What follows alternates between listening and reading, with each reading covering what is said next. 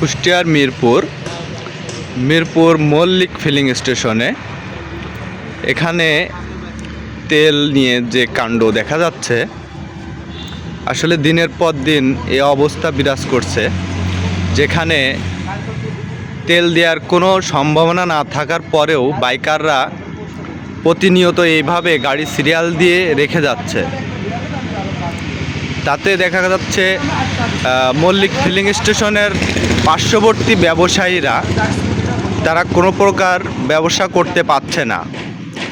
এ বিষয়ে আসলে Mirpur bus stand বাজার কমিটি এবং মিরপুর উপজেলা প্রশাসন এবং ডিসি সাহেব বরাবর যত অভিযোগ গেছে এ পর্যন্ত কোনো পদক্ষেপ নেওয়া হয়নি।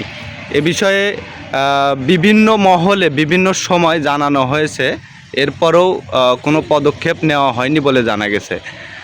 এই যে দর্শক দেখতে পাচ্ছেন যে তেল দেবে কবে তার কোনো নিশ্চয়তা নেই, কিন্তু এই বাইকাররা দুপুর থেকে গাড়ি এখানে রেখে যাচ্ছে এবং পার্শ্ববর্তী যে ব্যবসা প্রতিষ্ঠানগুলো আছে তাদের ব্যবসা বন্ধ হয়ে থাকছে। দিনের পর দিন এই অবস্থা এই মল্লিক ফিলিং স্টেশনের পাশে হচ্ছে।